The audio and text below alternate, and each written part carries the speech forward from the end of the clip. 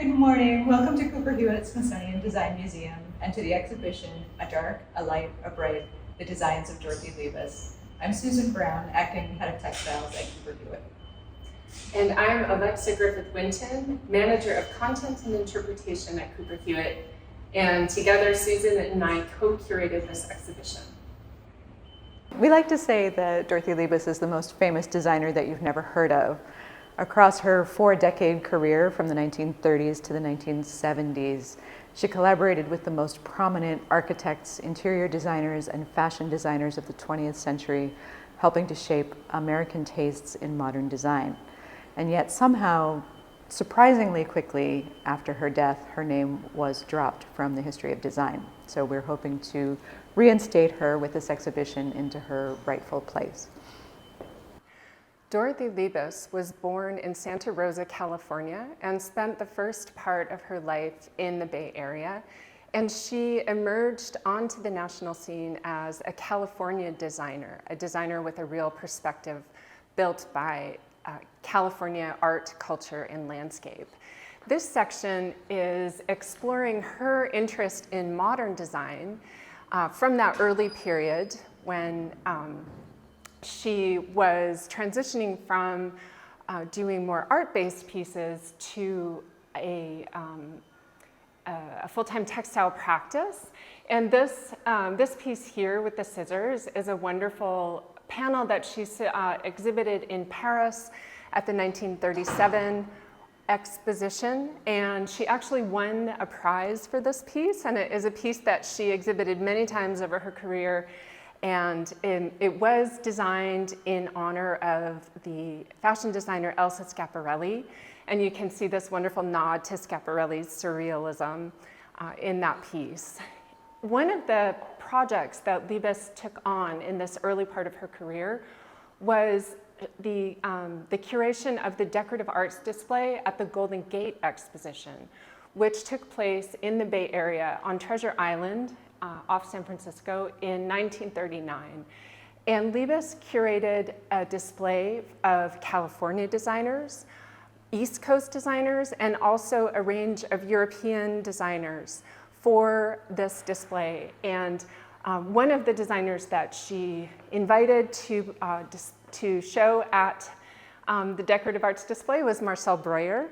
And this wonderful molded plywood chair here is very similar to one of the Isokon pieces that were displayed at the Golden Gate exposition. And she wanted in this show to present two visitors, many of whom had not encountered modernist design in person before, the best of modern art and design for the home. And so it was a very exciting display that was extremely popular with the public. And it showcased for the first time to many visitors from outside California the real contribution of California designers to this American modern moment. And things like indoor-outdoor living were explored in the Golden Gate exposition in a very early way.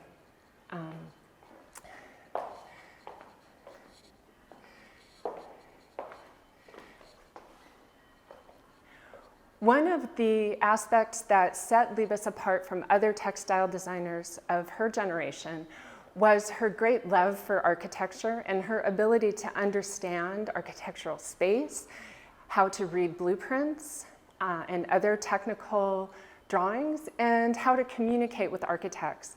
And this is something that gave her, she was of great value to architects and interior designers as a result.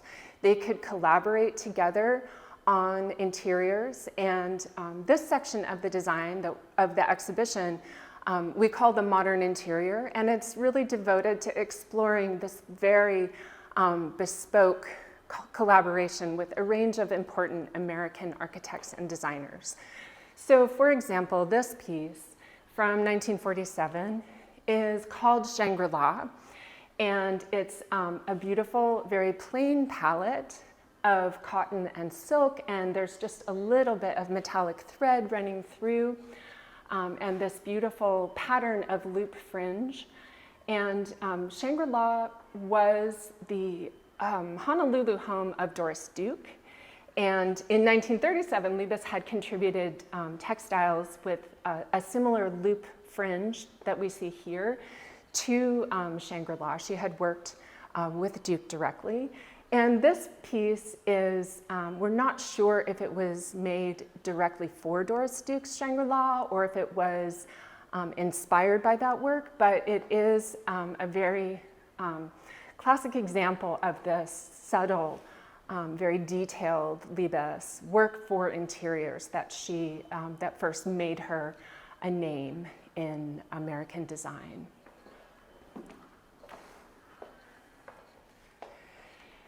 And this is a corporate example of the kind of bespoke textiles that Liebes was creating in this period.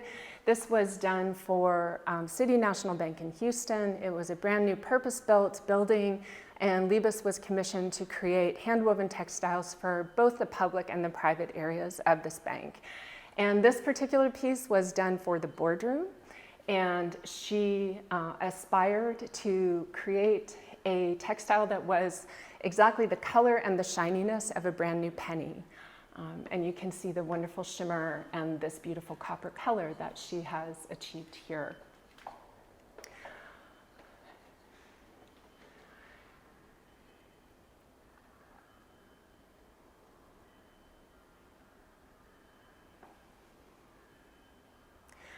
One of her early closest collaborators and friends was the Chicago architect Samuel Marks.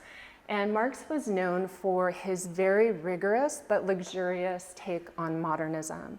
So he loved very clean, stripped down lines, but he also used very luxurious materials, marbles and kid vellum and sterling silver hardware, things like little touches like that that brought great luxury to his interiors.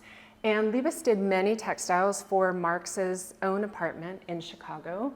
And he and his wife had a very important collection of modern painting, Matisses and Braques and Picassos and so on.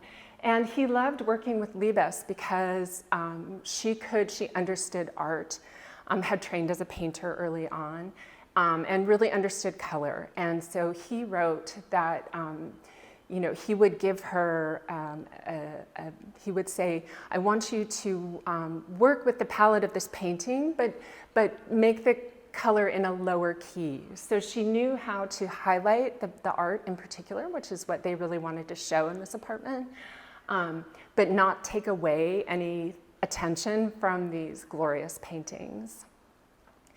And at the same time that Liebes was becoming so well known for her collaborations with architects and interior designers, she was also emerging as a real design force in Hollywood.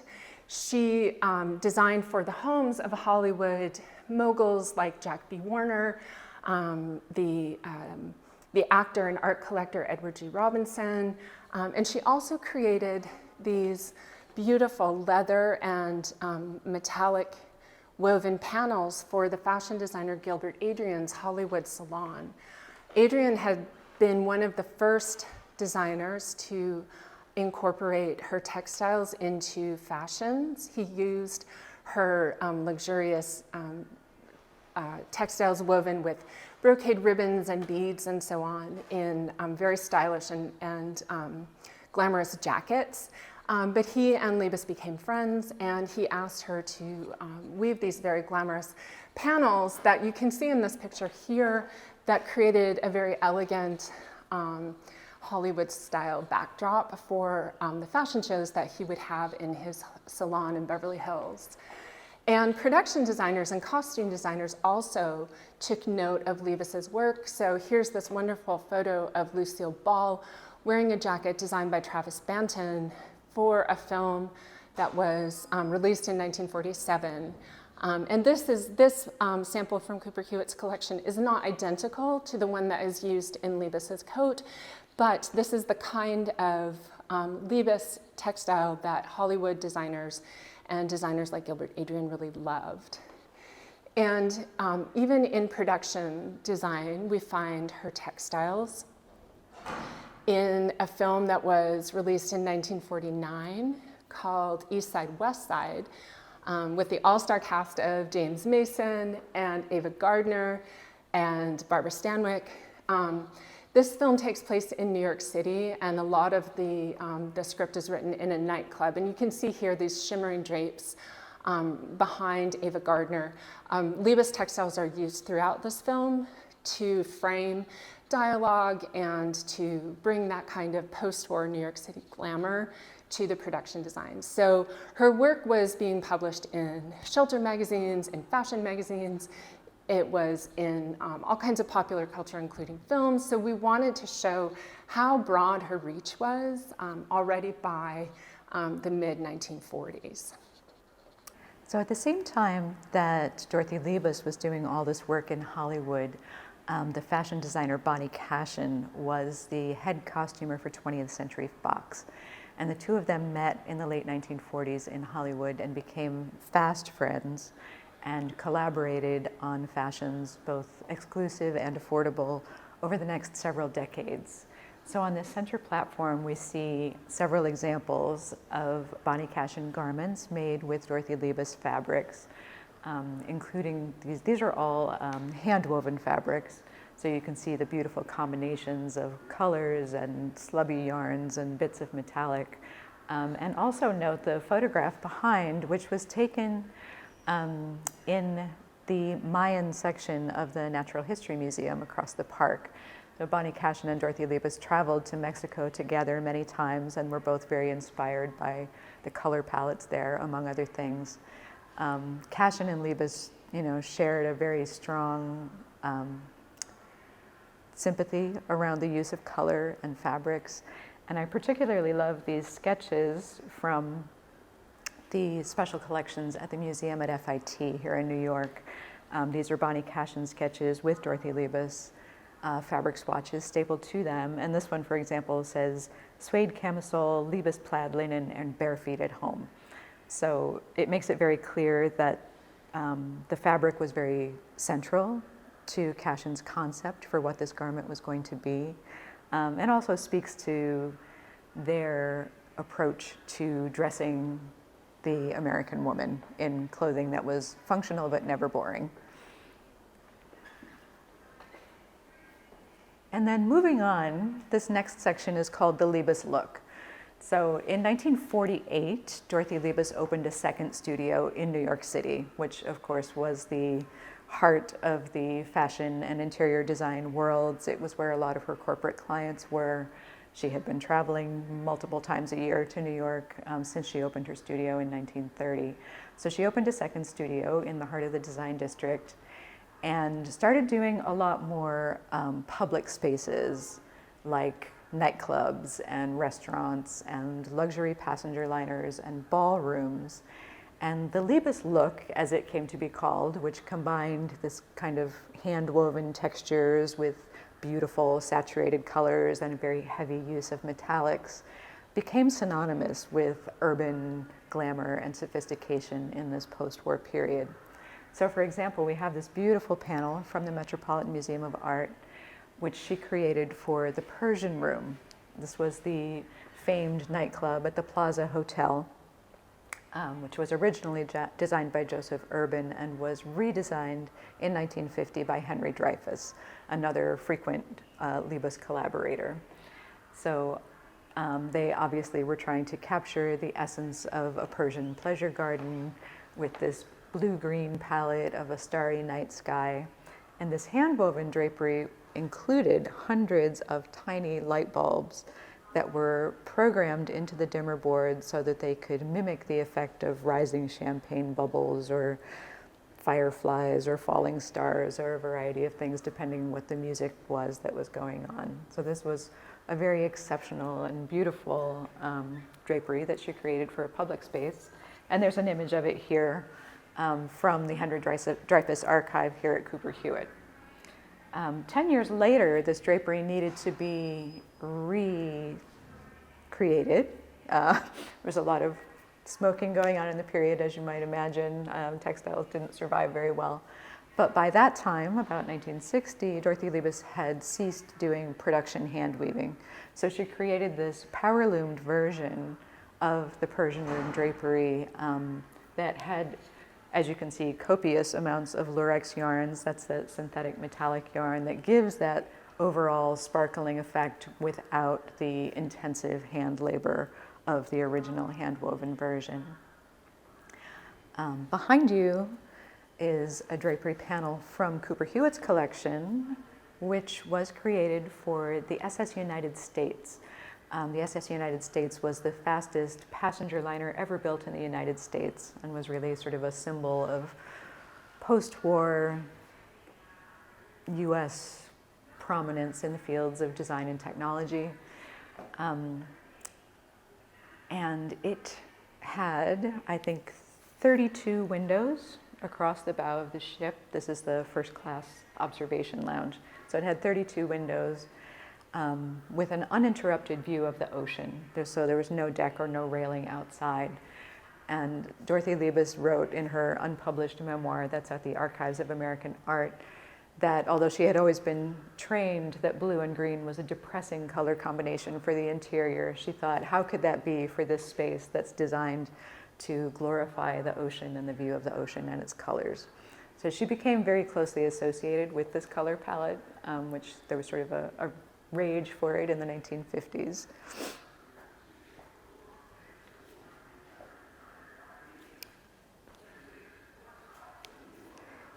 And then, let's see, maybe I'll just point out this cape, which is another collaboration between Dorothy Liebes and Bonnie Cashin. Dorothy Liebes hand-woven fabric, Bonnie Cashin styling. And this is the cape that Dorothy Liebes wore to her last retrospective exhibition at the Museum of Contemporary Craft 53 years ago. And there's a photograph of her over here wearing it. It's still in the family, so we're very pleased to be able to show that personal item in this exhibition.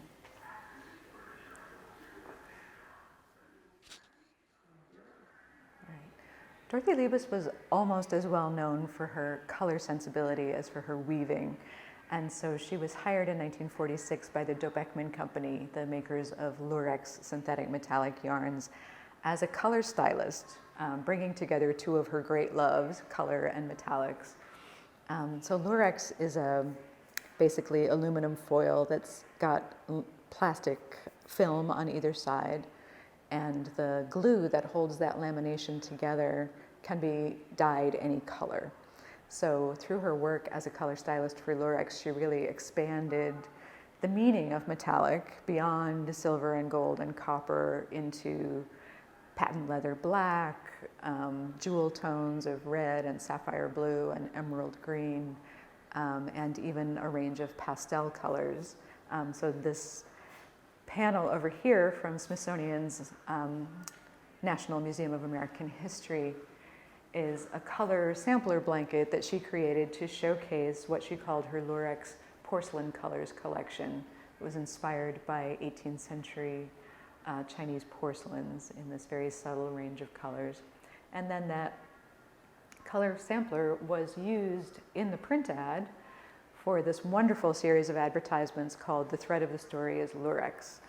And the thread of the story is lurex was extremely glamorous. There's some very beautiful examples in the room, but they always included these big, heavy aluminum industrial spools of lurex yarn, which we love. No matter how glamorous the ad, even that one there in the gold strapless lame dress has a big aluminum industrial spool of lurex at the bottom. So we tried to replicate that a little bit here.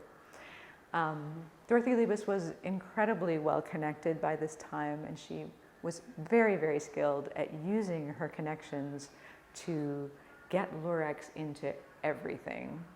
She was a very enthusiastic user of metallics herself, but particularly she put it into products that would showcase its unique characteristics. So, lurex, because of this plastic lamination process, was washable and non-tarnishing. And so she put it into swimwear. She consulted for Janssen and for Kohl's of California. She put it into umbrellas and raincoats and other things that would really highlight its its properties as a washable and non-tarnishing metallic yarn. And also to make lurex or sparkle in general acceptable everywhere and at all times of year, where previously metallics had been associated maybe with very fancy fabrics, with velvets, with silks, with holiday clothing, that kind of thing. She was really like expanding it into every market, from bathing suits to aprons to shoes and handbags, even carpets, wall coverings, draperies, upholsteries, automotive upholsteries. So she was very successful in her quest to expand the market for lurex well beyond what the market for metallics had previously been. I'm just going to point out this because it is like a particular favorite object of both Alexa's and mine, which is a hostess apron, which was designed by Claire Potter and woven by Darren Pierce, who was a hand weaver in the Dorothy Liebes studio, who we'll talk a little bit more about in a moment. But again, this is part of that sort of movement toward casual but elegant entertaining at home. So this is clearly not an apron that you're going to cook in. This is an apron for opening the door, welcoming your guests, serving hors d'oeuvres and highballs. But it's an extraordinarily beautiful object, and it tells an interesting story, and we see it over here on this cover of House and Garden in a layout designed by Herbert Matter that really captures the spirit of the moment for me.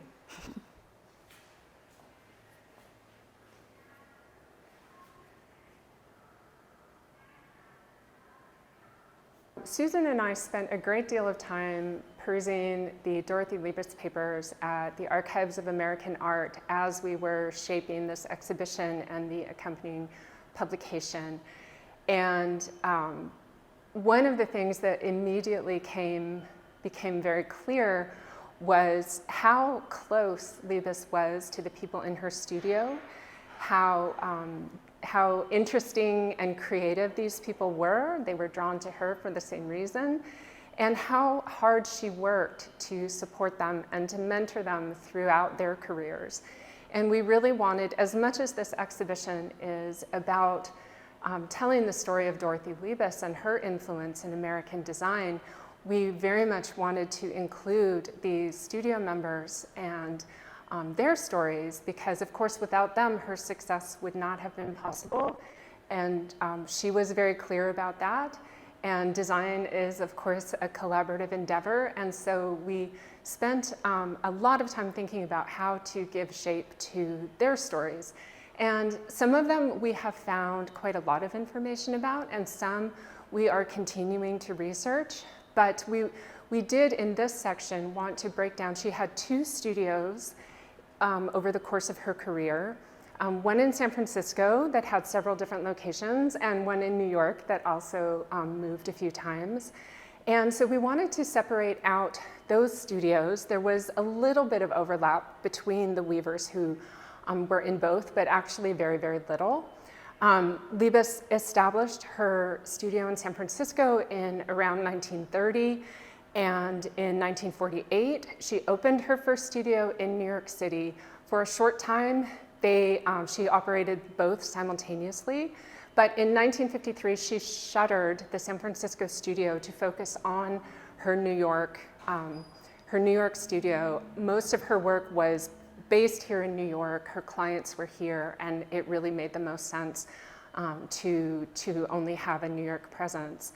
But we have, so in this section, we have separated the San Francisco studio here and the New York studio over there. And one of the things, we'll just point out a few of the really wonderful people and moments that we discovered. This is Louise Fong, and she's one of the earliest members of the Dorothy Liebes studio. And she was one of the first 2 employees that Liebes hired in 1930. And Louise was not so much of a weaver, but she had a great business mind, and Liebes would often say without Louise's help with the books and managing the business, she would have been in the bread line long ago. But I wanted to point out too, this adorable baby in the basket here is telling us a really important story about the way that Liebes understood work, and she knew that many of the weavers in her studio, many of her employees were women. She did not have children of her own, but she understood very clearly that daycare was extremely expensive, and if she wanted to continue to have these wonderful creative people in her studio, she needed to make space for children. And so children were welcome in the studio. And in the Liebes papers, there are some wonderful photos of some of the children who spent a great deal of time in the studio. And so this is Dorothy Fong, who was named after Dorothy Liebes. And her older sister, Vanita, was a teenager when Louise was working in the studio, and would come and weave after school. And when she went on to UC Berkeley to do her undergraduate degree, she also would do part-time weaving in the studio. So it was really a family affair. Some other important people from the San Francisco studio is Darren Pierce. He was responsible for the wonderful hostess apron in the Lurex room. He found Liebes in the mid-1940s. He sought her out, and he had a background in fashion design, and so he brings a real kind of glamour and flair to his designs for the Liebes studio. He only worked for her for a few years, but they stayed close throughout her life.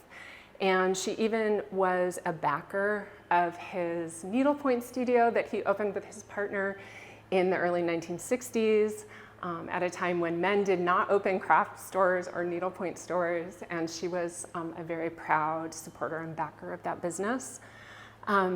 This is Thomas Keefe, who Liebes hired from an advertising agency in Los Angeles. She saw Thomas's work and said, "You should come and do textile design. You would be very successful at that." And Thomas was not a weaver, she was a print designer. And at that time, the Liebes studio was doing a great deal of print work, not represented in this exhibition, but very interesting. And Thomas also was somebody that Liebes was very close to throughout Thomas's life. She died very young in 1960. But she did leave the Liebes studio and go on to found her own design business, Thomas Keefe. And she was a very, very successful designer of handkerchiefs and scarves and tea towels, which were very popular in the post-war period. And her work is very, very collectible today still. And Liebes included all of Thomas's press in her own press books, which tells you how much she cared for and how much it mattered, how much Thomas's successes mattered to her. So these are just a few of the stories from the San Francisco studio that we wanted to share with people. And now I'll hand it to Susan for the New York story. So the New York studio, as I mentioned, was in the heart of New York's design district. And in addition to being a hand weaving studio, it was also a showroom and a meeting place for Dorothy Liebes's many clients. Among the people who worked in the New York studio were the Black American painter Emma Amos. So Dorothy Liebes believed very strongly that color was something that you were born with, and good color sensibility. Either you had it or you didn't. And when she saw Emma Amos's work, she knew that Emma had it, and she hired her almost on the spot. And one of Liebes's most lucrative clients in the 1960s was Bigelow Carpets. And so she hired Emma Amos, and Amos was very influential in the Bigelow Carpets line. These were custom carpets. They were area rugs, so they were more compositional, like a painting. And over here we see one of Emma Amos's original designs for a carpet, and then how it appeared in the Bigelow Carpets catalog. Here's a beautiful photo of Liebes and Amos together.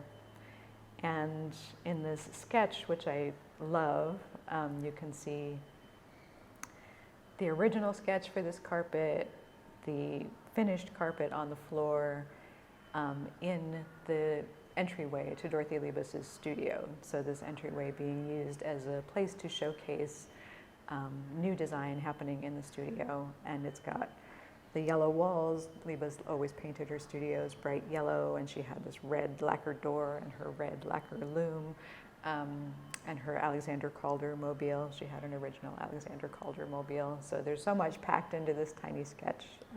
Again, a real treasure from the Archives of American Art.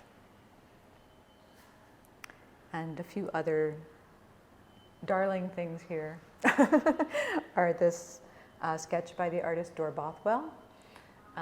All of the workers in Dorothy Liebes' studio wore the matching blue work jackets to keep their clothes from getting covered with lint and so on. And so you see in this little sketch that says hello to everybody, all the different weavers wearing their matching outfits, but each with some little distinguishing element to let you know who they are. And in front of it is a plate that was given by the interior designer William Paulman, and it says, "To all Dodo workers," Dodo was one of Dorothy Liebes' nicknames, "to all Dodo workers, greetings from Paulman." So just showing that interior designers were at the studio all the time, that they were around enough that they got to know the people in the studio, and to extend this handmade plate to all the studio workers who were very close as a group. One of the objects we're so excited to be able to share with visitors is Dorothy Liebes' original Forsyth loom. This wonderful red loom was the first floor loom that she purchased for herself in the early 1920s when she was a student, and she kept it with her entire life.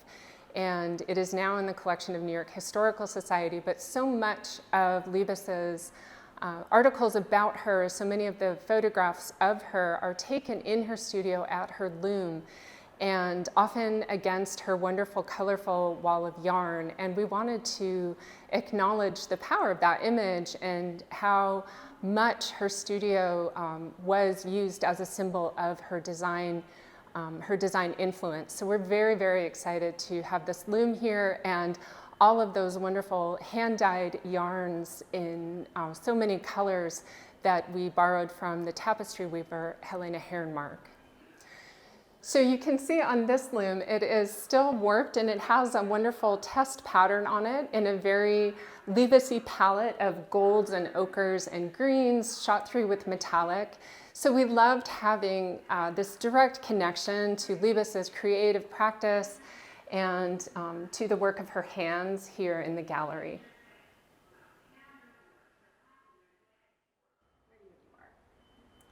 So the Dorothy Liebes studio was famous for its experimental approach to materials, and hand weaving was a critical part of her practice. It was where she worked out her approaches to color and to texture and to materials.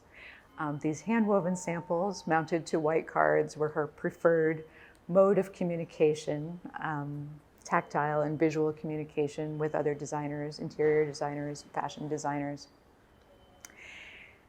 And when she died in 1972, her studio manager, Ralph Higbee, who was one of the few people who had come east with her, he started in San Francisco and did relocate to New York when she did.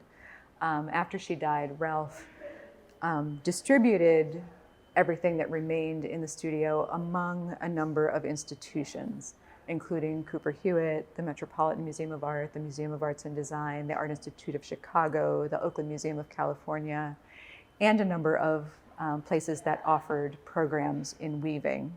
So that's how Cooper Hewitt comes to have its 100 samples, and all these other institutions do as well.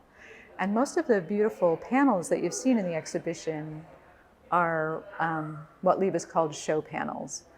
There's been very few intact textiles coming out of those interiors, partly because of smoking and partly because of the very caustic fire retardant chemicals they used in the mid-century period.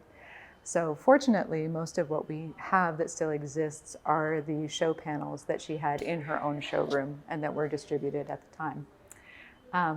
So even though Dorothy Liebes, as I mentioned at the very beginning, was relatively quickly dropped from the history of design, multiple generations of students of weaving have been exposed to these samples because they were sort of planted like seeds across the country. Thank you so much for coming on this tour of A Dark, a Light, a Bright, the designs of Dorothy Liebes. We're so proud to have this exhibition at Cooper Hewitt to reintroduce the story of Dorothy Liebes and her studio to new visitors and new audiences, and we're especially thankful to the Decorative Arts Trust for your vital support of our research in putting this exhibition together. So thank you very much.